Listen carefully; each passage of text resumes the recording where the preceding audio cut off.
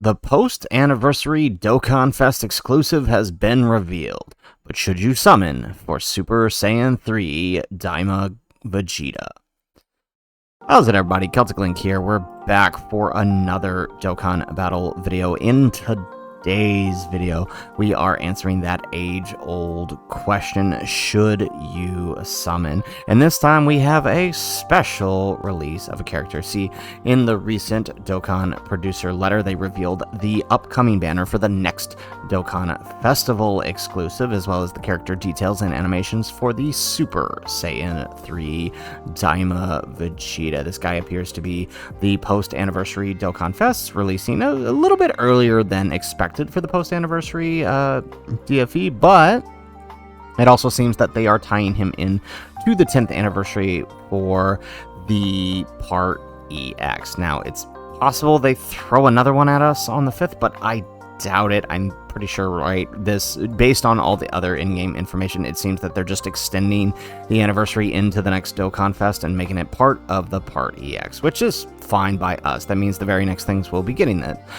is the Saiyan Day unit. So the question is now, knowing that that is on the horizon, should you summon? As always, in order to answer this question, we look at three major things. Number one, we look at the unit itself. Is he good enough to justify a summon?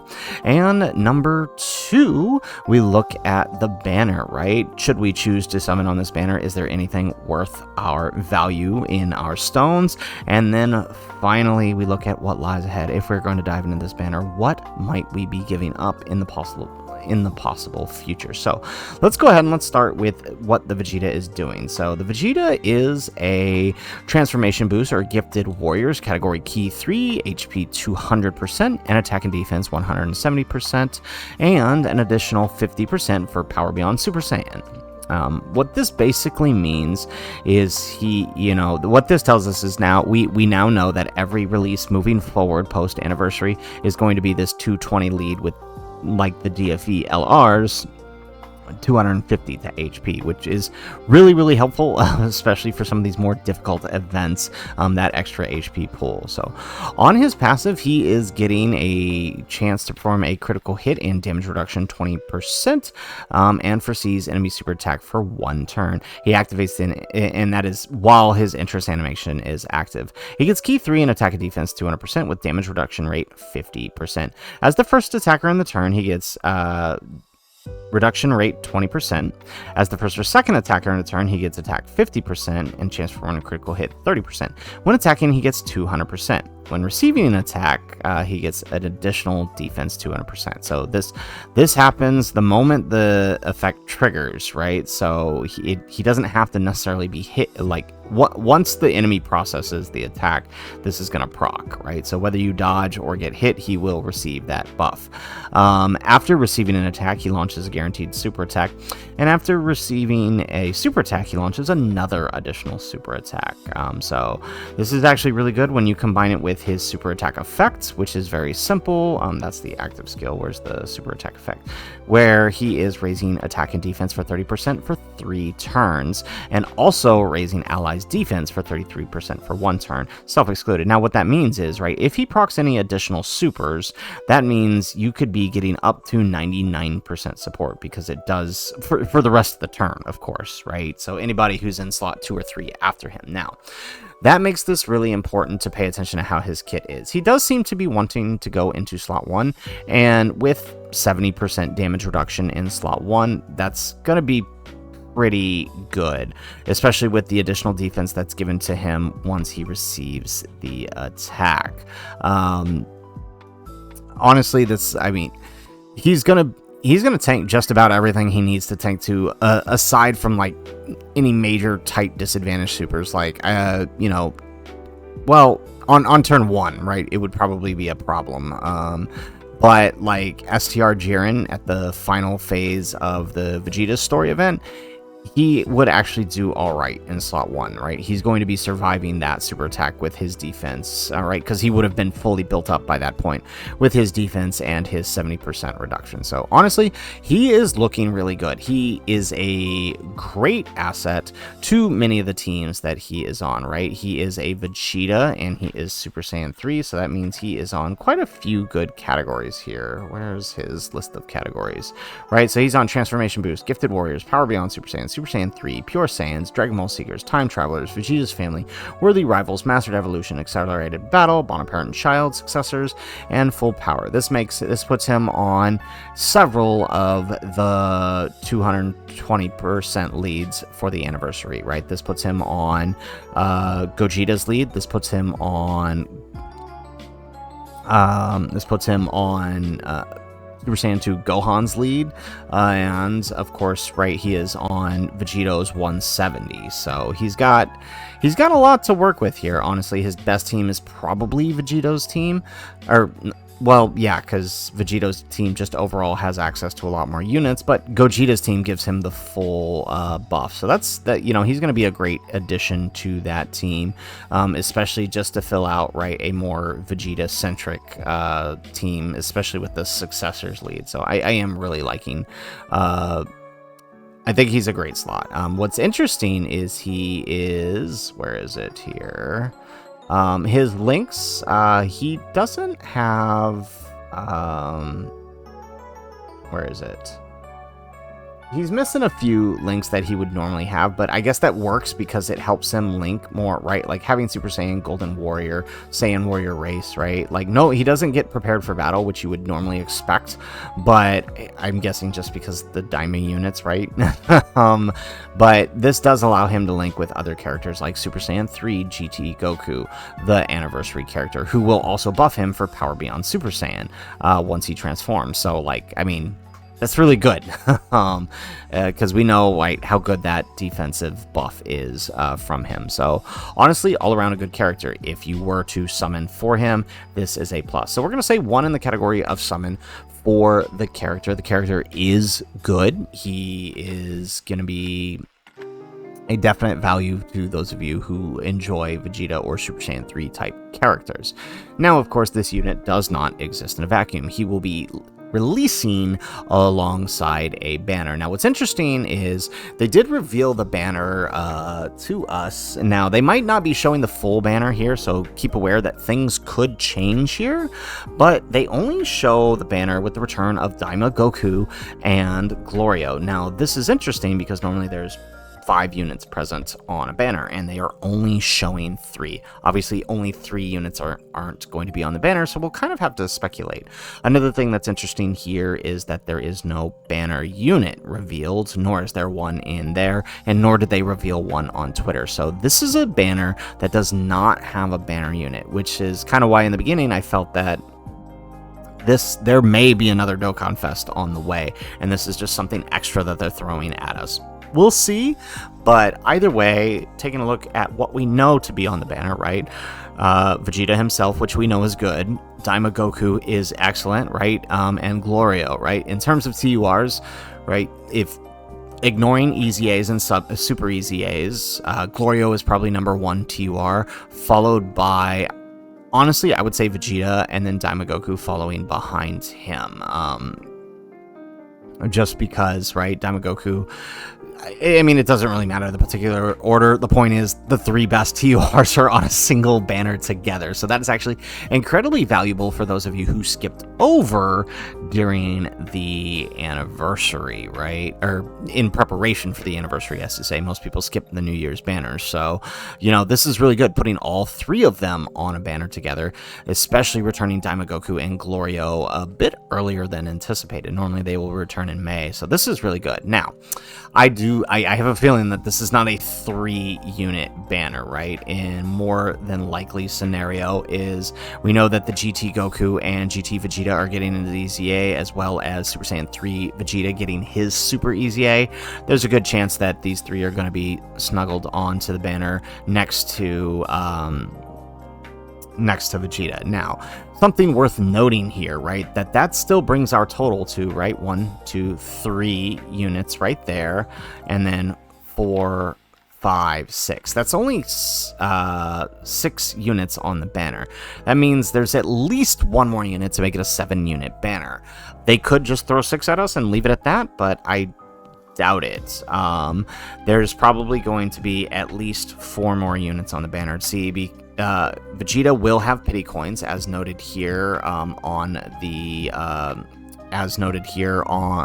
banner. He will have pity, which means that more than likely this is a 10 featured unit banner, just like we've been getting with all other pity banners. So hard to say who the others are going to be. They might just throw other, I mean, his lead is transformation boost, right? So they could easily just throw, you know, some other transformation boost characters on here, or even gifted warriors type characters. Recent releases thinking of, they could, oh, well, actually, back up a second. This should return either AGL Vegeta or Roshi. I could see them just because things got a little off with Roshi on Global. Yeah, so this is what's weird, because I do believe Roshi has returned on JP, but has not on Global. So this could, what they could do is just double return and put Roshi and Vegeta together, because otherwise for JP this should return Vegeta, but for Global we haven't gotten Roshi yet, so this should also return Roshi, unless of course this isn't the main Dokkan Fest banner, and then they'll return on that banner. But that would round out the banner to over to the 10 units. So that's probably what it's going to be, honestly, one of those two, or if not both of them, just to catch things up and kind of make sure that all units returning beyond Vegeta are synced up. But, I mean, either way, I would say the banner itself, great overall banner, knowing that just having the DAIMA units alone being some of the top 3 TURs in the game makes this an excellent value. So honestly, I kind of have to give this one a plus. So I think that's 1 for the banner and 1 for the unit itself. So we're 2 for 3 now. That doesn't happen very often. Now, one thing to note, right? The last factor, what lies ahead? We are now in uncharted territory. We have no idea what's coming next. We know that Saiyan Day is on March 18th, and we know that the reveal and the Dokkan Now should be coming soon, right? Last year's reveal was on the 13th, and they announced the Dokkan Now for it on the 12th.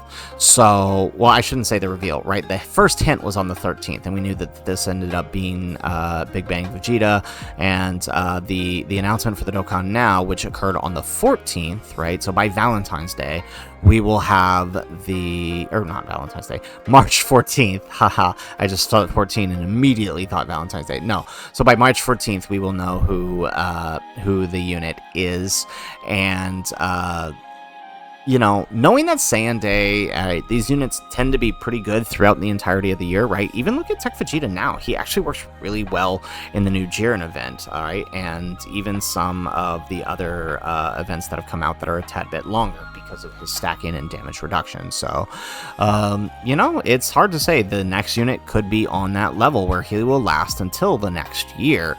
So something worth considering, that summoning on this banner may take away from potential Saiyan Day summons. Regardless, they will be good on release. They most often are. I can't think of a single Saiyan Day unit that wasn't.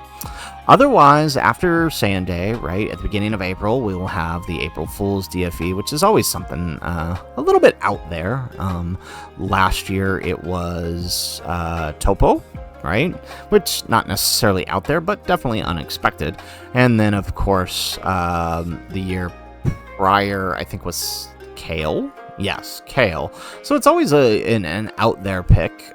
So we'll have that in April, and then after that, at the beginning of May, we will get the whatever the Golden Week campaign is. Last year it was Super Saiyan 3 Goku versus Buu, which was something really hype that a lot of people were waiting for, that Super Saiyan 3 Goku especially. Who's to say what it could be, right? This could be something for DAIMA. I will probably do a full video breaking down what I think every DFE throughout the year is going to be, but you know, that's just prediction. We don't know what Golden Week could be till it is something, right? History has it usually a Super versus Extreme TUR. However, we have also had double Super Class TURs before as well, as given through, right, these two were Golden Week units. So hard to say what exactly it will be, but what I can say is that they will probably be some of the best TURs from that point forward, right? If Super Saiyan 3 Goku and Buu are any indicators. So outside of that, we know nothing else, right? It could, beyond that, monthly TURs, hard to say whether they will be hits or miss until they happen, but we do know that July will also contain the Tanabata unit, the next big Dokkan Fest LR, and then a month later, we will get the worldwide campaign. So any stones you spend between now and then is obviously stones taken away from times like Tanabata or worldwide. We are now on JP's schedule, which means for the most part we should be saving for 2 big major celebrations now. We don't have to parcel out our stones as much, and we have a little more wiggle room as global players now than we used to. Because, right, we have anniversary in February, and then following that, in the next big celebration is either Tanabata or worldwide. At that point, you will have to make a choice, right? Which one do you really want to focus on? But even then, you still have about 2 months to build back up after Tanabata, so, I mean, it's not that bad. So, given that, I would have to say, I mean, as much as I want to fully recommend, say, hey, yeah, go ham on this banner, I have to say that you do want to spend somewhat wisely, especially because I know a lot of people are hurting for stones after 6 LRs on an anniversary. I think we will probably have to tier our recommendation in this case, just because it's such close proximity to the biggest anniversary to date. So what I'll say this is, if you are walking out of the anniversary with at least 1,000 stones, which, I mean, depending on how you spent your stones during that, I would say go ahead and give it a go, right? Because we know that this banner will have pity, that means you need 200 pity coins, which is the equivalent of 1,000 stones to get guaranteed 1 copy of Vegeta. Now, the reality is that can actually range. I've gotten as low as 300 stones spent, including paid tickets. I've gotten as low as 300 stones spent, and picked up a unit with the pity coins, and that's just because I had, you know, several multis with 3 or more SSRs that I could trade in, right? So that's something worth noting. You could potentially pull him in less than that 1,000. In fact, I think most people average around, I feel like most people average around the 500 to 600 range by the time they get enough coins. But that's also not even noting that, remember, because it is a pity Dokkan Fest banner, every 2 multis you get a multi with a guaranteed featured, so that's also helpful too. So just keep that in mind. So, I mean, really sucks for the people who spent on New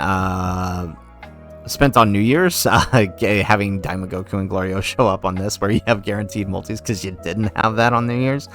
But nonetheless, I would say if you're 1,000 or more, go ahead and give your shot for Vegeta. You'll be able to build back up in no time without too much spent. If you're anything less than 800, I would say maybe do 2 to 3 rounds worth, and then save from there. Don't bring yourself lower than 500 stones, because you do want to make sure you have a little bit in the pocket for Saiyan Day. And that's mainly because we don't know if Saiyan Day will have pity coins yet. They did mention that these pity coins will only be available for certain major celebration, or non-major celebrations, right? The Dokkan Fest pity coins. And we already know that GLORIO and DAIMA Goku didn't have pity coins, so there's a chance the Saiyan Day unit won't either. So you want to keep some stones in your back pocket for that one. So overall, I would say 1,000 or more, go for it. Get your copy of Vegeta. You'll be able to build back up in no time. Anything less than 800, no more than 2 to 3 rounds, right? That's usually a good indicator. If you don't pick them up within those guaranteed multis, it's time to stop. Anything less than 500, steer clear of the banner. Save for the Saiyan Day celebration or anything that might come forward, because maybe Saiyan Day isn't something that you're interested in. So, guys, that is it for the video. That is my recommendation. If you guys like the video, make sure you guys hit that like button and subscribe to the channel if you have not already. And in the comments down below, let us know, will you be summoning for DAIMA Vegeta? Again, I want to remind you, my recommendation is tiered, 1,000 or more, go for it.